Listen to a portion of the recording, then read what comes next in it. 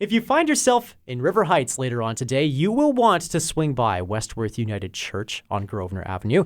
That is where you will find two student ensembles taking on the works of two of the most famous composers in the classical music canon.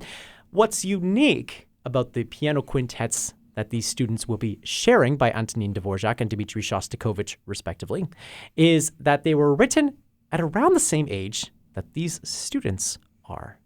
The program is called It Takes a Village, and we're joined by two of the artists playing in the program, pianist Anica Warkentine and violinist Josiah Wurch. Good morning, you two.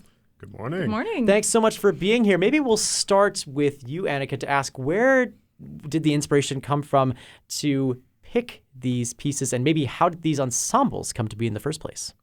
Yeah, totally. So Josiah and I are both students at the University of Manitoba, and we had the privilege this year of being part of two different piano quintets. So I play piano in one of them, Josiah is a violinist in another. And so we had the idea to combine forces for our year-end project. And we were encouraged this year to plan an off-campus recital for one of our term-end performances. And so we thought, we're both performing such great piano quintets, and we thought, why don't we do a concert together? So we'll be at Westworth United Church tonight at 7, and we're looking forward to sharing music. Why not? Maybe, Josiah, you can walk us through the process of being in these ensembles at the University of Manitoba and what it looks like to put together these two pieces. Mm-hmm. Yeah, so the ensembles, small ensembles, are a part of our course requirements for the Des Hôtels Faculty of Music. So at the beginning of the year, we are assigned chamber groups to be in. But then after we are given the group that we're in, we are able to, with advice and help from our coaches, we're able to pick the repertoire that we are going to work on this year. And in the winter term, so right now my quintet decided to work on the Shostakovich piano quintet. In the first term, we had worked on the why am I blanking on it? Because it was winter. That was so long ago. But we had worked on a different piano quintet, and so we decided we wanted to do something a little bit less romantic, so we chose the Shostakovich piano quintet. Okay. And then we also have the Dvořák piano quintet that you are performing in, Anica. Maybe you can walk us through, and I'll come back to the Shostakovich in just a second, Josiah, but maybe you can walk us through the Dvořák piano quintet and what makes it such a fun piece for a student ensemble to tackle. Totally. Yeah, it really is such like a pinnacle work of the repertoire. Anytime I've mentioned to any musician who knows the quintet that I'm playing it this year with my quintet at school, the reaction I always get is, "Wow, you're so lucky." It definitely is one of those pieces that it's a joy to work on because it's got wonderful parts for everybody in the ensemble. Like there's no one instrument that that's not favored. Like Dvořák really balances the writing, and you've got wonderful melodies, and every instrument gets to take its turn. And it's a very treasured piece for a reason. And so it's been cool to discover that with my quintet. We sure have had a lot of fun discovering the piece this year. Dvořák wrote it later on in his life. He did start it when he was a teenager, but he only wrote one movement, and it does exist actually as his Opus 5. And he hated it, though, so he destroyed his original manuscript, but he had thankfully given a copy to one of his friends. And so he received that copy back later in his life, in his 30s, I believe. And then he finished the quintet, all 4 movements, then published it as his Opus 81.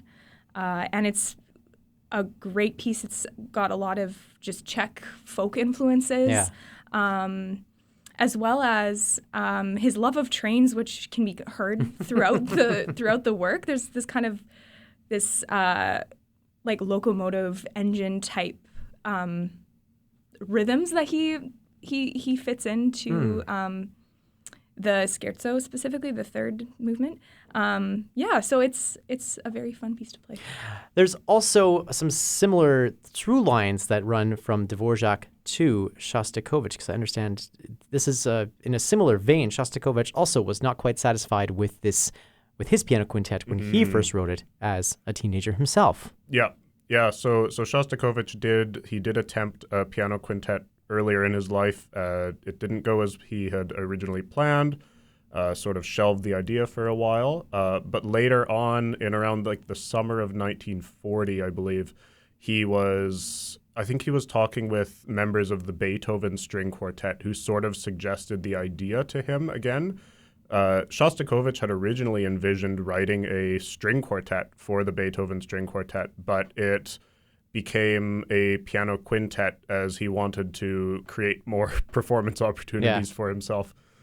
Wow. There's all these different sorts of through lines. Maybe we can talk a little bit about these quintets as they exist as historical artifacts, but they also strike me, given the fact that you are both students and starting out on your own careers, sort of in a similar vein to both of these composers.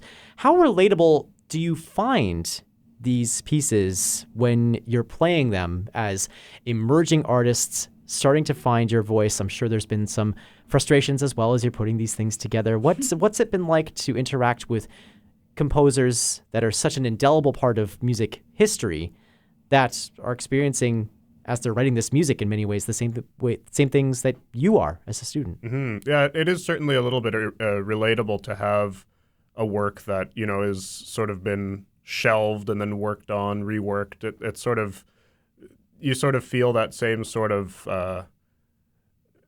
hesitancy and those feelings that you feel as a student that you don't always hear about coming from some of the great composers of history, like Beethoven or Mozart or stuff like that. So I think it is it's cool to have those same sorts of feelings that were experienced by some of the great composers.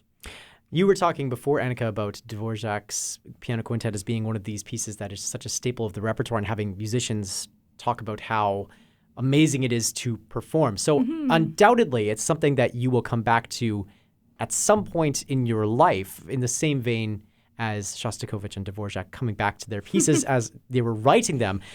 How do you think, as you get established in your career and you come back to these pieces later on in your life, how do you think your relationship will change with these works? Yeah, I really hope to play it again one day. Yeah, it's... I'm giving you the crystal ball here, so I imagine it's a bit of a tricky... No, it's a great question.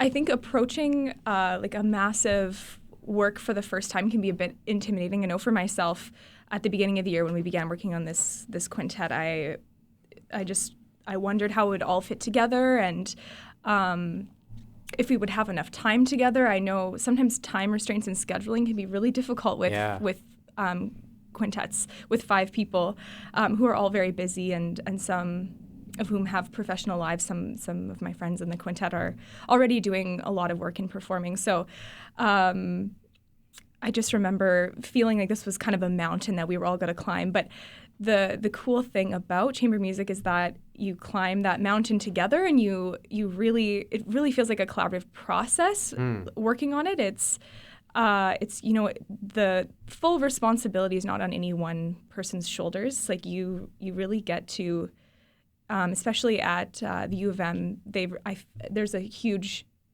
there's a lot of encouragement to not be perfect the first time, but to take the time, because we did have the whole year. In my situation, we had the whole year to work on this quintet, to take the time we needed to really unpack every theme and phrase, and so now I feel excited for where we've come to as a quintet now, but I do hope to maybe even continue working with my quintet members, because we love working together, and maybe even revisit this in a few years together and see how it's changed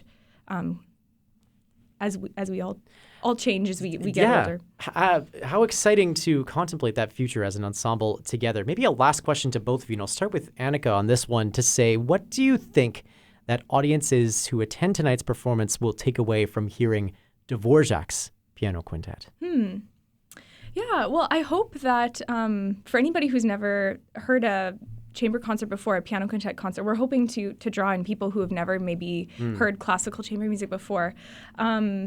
I hope they'll see kind of the intimacy that's possible within classical music. I think Winnipeg audiences are familiar with the WSO and have been to probably orchestra concerts before, but sometimes the chamber music concert scene can be a bit more niche and might not always. Although candlelight concerts is wonderful. Outside of that, there's not really a lot of maybe chamber music concerts that are drawing in audiences outside of the classical music scene. So it would be wonderful to have people see just the value of this repertoire and how beautiful it is and the interaction possible on stage. Sure. And so, that's what I hope they'll take away. Josiah, what do you think that audiences will take away from hearing Shostakovich and his musical language in this piano quintet setting? Well, I think the Shostakovich it's a nice counterpoint to the Dvořák quintet. It's very mid-period Shostakovich, so lots of elements of neoclassicism and stuff like that.